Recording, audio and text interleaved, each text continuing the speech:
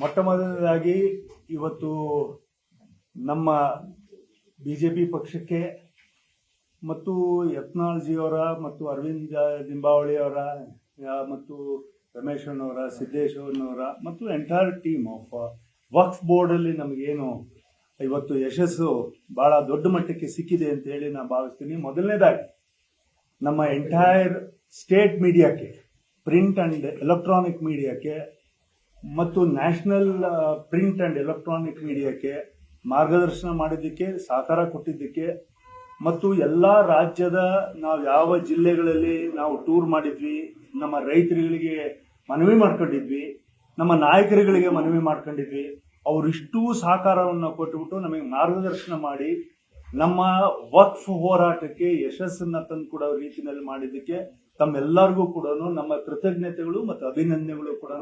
ಬಹಳ ಯಶಸ್ವಿಯಾಗಿ ವಕ್ಫ್ ಬೋರ್ಡ್ನ ವಕ್ಫಿನ ವಿಚಾರವಾಗಿ ಜಾಯಿಂಟ್ ಪಾರ್ಲಿಮೆಂಟರಿ ಕಮಿಟಿಯ ಮುಂದೆ ಇಟ್ಟಂತ ಸಂದರ್ಭದಲ್ಲಿ ಶ್ರೀ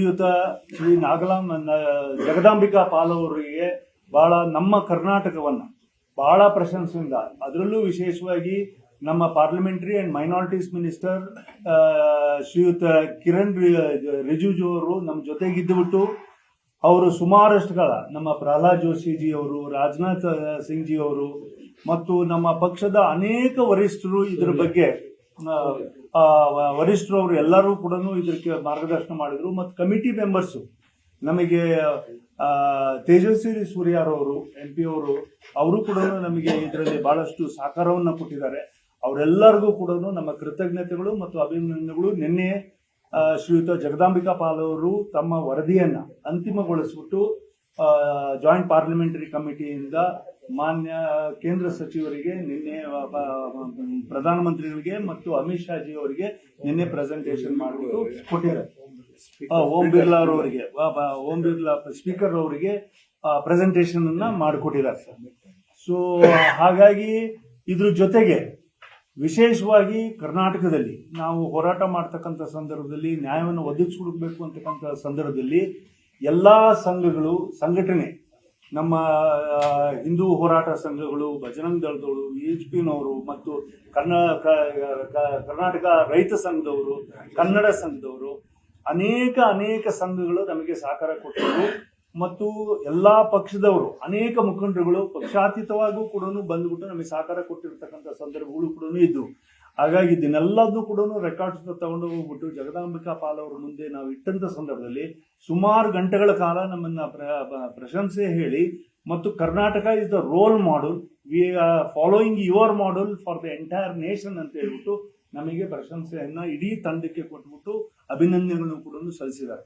ಮತ್ತು 2-3 ಬಾರಿ ನಮ್ಮನ್ನ ಎಂಟೈರ್ ಪಾರ್ಲಿಮೆಂಟರಿ ಅನೆಕ್ಸ್ಗೆ ಕಮಿಟಿ ಮುಂದೆ ಕಳಿಸಿ ಸುಮಾರು ಗಂಟೆಗಳ ಕಾಲ ಪ್ರತಾಪ್ ಸಿಂಹ ಅವರು ಮತ್ತು ನಾನು ಮತ್ತು ನಮ್ಮ ಅರವಿಂದ್ ಲಿಂಬಾವಳಿ ಅವರು ಮತ್ತು ಎಲ್ಲಾ ಹಿರಿಯ ಮುಖಂಡರುಗಳು ಹೋಗಿ ನಮ್ಮನ್ನೆಲ್ಲ ಕರೆಸಿ ಕೂರಿಸಿ ಮಾಡಿದ್ರು. ಹಾಗಾಗಿ ಒಂದು ದೊಡ್ಡ ಬದಲಾವಣೆಯನ್ನ, ವಿಶೇಷವಾಗಿ ನಮ್ಮ ಮುಸ್ಲಿಂ ಮೈನಾರಿಟೀಸ್ ಅಂಡ್ ಎಲ್ಲದಕ್ಕಿಂತ ಹೆಚ್ಚಾಗಿ ನಮ್ಮ ರಾಜ್ಯ ಮತ್ತು ರಾಷ್ಟ್ರದ ಪ್ರಾಪರ್ಟೀಸ್ಗಳೇನಿದಾವೆ, ನಮ್ಮ ಹಕ್ಕೇನಿದೆ, ಅದನ್ನ ಮನ್ನಣೆ ಮಾಡದಂತ ಒಂದು ಕಾನೂನಲ್ಲಿ ಬದಲಾವಣೆಗಳನ್ನ ತರ್ತಕ್ಕಂಥ ಕೆಲಸವನ್ನು ಮಾಡ್ತಾ ಇದ್ದಾರೆ. ಹಾಗಾಗಿ ತಮ್ಮೆಲ್ಲರಿಗೂ ಕೂಡ ಕೃತಜ್ಞತೆಗಳು ಮತ್ತು ಅಭಿನಂದನೆಗಳು. ಆದಷ್ಟು ಬೇಗ ಆ ಬಿಲ್ ಪಾಸ್ ಆಗುತ್ತೆ ಅಂತಕ್ಕಂಥ ವಿಶ್ವಾಸ ನಮಗಿದೆ. ನಾಳೆ ಬಜೆಟ್ ಮುಗಿಸಿ ಮಂಡನೆ ಮಾಡ್ತಿದ್ದಂಗೆ ಈ ಬಿಲ್ ಅನ್ನ ತಗೊಂಡು ರಾಷ್ಟ್ರಕ್ಕೆ ಒಳ್ಳೆಯ ಒಂದು ಸಂದೇಶವನ್ನ, ಹಾಗೆ ಆರ್ಟಿಕಲ್ 370ಗೆ ಕೊಟ್ಟಿದ್ರು ಮತ್ತು ರಾಮ ಮಂದಿರ ಕಟ್ಟತಕ್ಕಂಥ ಸಂದರ್ಭದಲ್ಲಿ ಕೊಟ್ಟಿದ್ರು. ಅದಕ್ಕಿಂತ ಮುಂಚೆ ಅನೇಕ ಬಿಲ್ಗಳಲ್ಲಿ ಈ ತರ ಬಂದಂತ ಸಂದರ್ಭದಲ್ಲಿ, ಕ್ಲಿಷ್ಟಕರವಾಗಿರತಕ್ಕಂಥ ಸಂದರ್ಭದಲ್ಲಿ ಬಹಳ ಯಶಸ್ವಿಯಾಗಿ ಮೋದಿಜಿಯವರ ನೇತೃತ್ವದಲ್ಲಿ ಕೇಂದ್ರ ಸರ್ಕಾರ ಇದನ್ನ ಮಾಡ್ತಾ ಬಂದಿದೆ. ಹಾಗಾಗಿ ಇಷ್ಟು ವಿಚಾರಗಳನ್ನ ತಮಗೆ ಮೊದಲನೇದಾಗಿ ನಮ್ಮ ಕಡೆಯಿಂದ ಇಡೀ ತಂಡಕ್ಕೆ ಸಪೋರ್ಟ್ ಮಾಡಿದ್ದಕ್ಕೆ ತಮ್ಮೆಲ್ಲರಿಗೂ ಅಭಿನಂದನೆಗಳು ಮತ್ತು ಕೃತಜ್ಞತೆಗಳು. ಇನ್ನು ಉಳಿದಿರತಕ್ಕಂಥ ಕೆಲವು ಮಾಹಿತಿಯನ್ನ ಅರವಿಂದ್ ಲಿಂಬಾವಳಿ ಅವರು ಇವತ್ತು ಅಚಾನಕ್ ಆಗಿ ಅವರು ತುರ್ತಾಗಿ ಒಂದು ಖಾಸಗಿ ಕಾರ್ಯಕ್ರಮಕ್ಕೆ ಹೋಗಿದ್ದಾರೆ.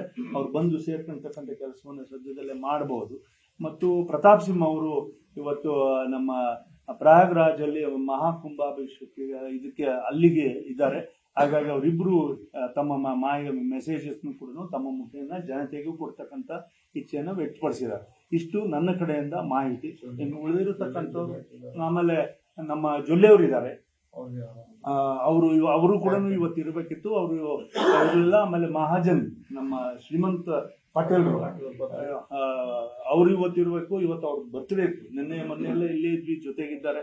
ಅನೇಕ ಮುಖಂಡರುಗಳು ಇದನ್ನು ತಮಗೆ ವಕ್ಫ್ ವಿಚಾರವಾಗಿ ನಮಗೆಲ್ಲರಿಗೂ ಕೂಡ ನಮ್ಮ ತಂಡಕ್ಕೆ ರಾಜ್ಯ ಮಟ್ಟದಿಂದನೂ ಮತ್ತು ರಾಷ್ಟ್ರ ಮಟ್ಟದ ನಾಯಕರುಗಳು ಕೂಡ ಅಭಿನಂದನೆಯನ್ನ ಸಲ್ಲಿಸಿದ್ದಾರೆ. ವಿಶೇಷವಾಗಿ ಯತ್ನಾಳ್ ಅವರ ನೇತೃತ್ವದಲ್ಲಿ ಮತ್ತು ರಮೇಶ್ ಅವರ ನೇತೃತ್ವದಲ್ಲಿ ಮಾಡಿರ್ತಕ್ಕಂಥ ಕಾರ್ಯಕ್ರಮ ಇಡೀ ರಾಜ್ಯಕ್ಕೆ, ದೇಶಕ್ಕೆ ಒಂದು ಮಾದರಿಯಾಗಿ ಇವತ್ತು ನಿಂತಿದೆ. ಹಾಗಾಗಿ ತಮ್ಮೆಲ್ಲರಿಗೂ ಕೂಡ ಕೃತಜ್ಞತೆಗಳು ಮತ್ತು ಅಭಿನಂದನೆಗಳು. ಇನ್ನು ಉಳಿದಿರ್ತಕ್ಕಂಥ ರಾಜಕೀಯ ವಿಚಾರವನ್ನ ಶ್ರೀಯುತ ಯತ್ನಾಳ್ ಜಿ ಅವರು ಪ್ರಸ್ತಾಪ ಮಾಡಬೇಕು ಅಂತೇಳಿ ವಿನಂತಿ ಮಾಡ್ತಾ ಇದ್ದೀವಿ.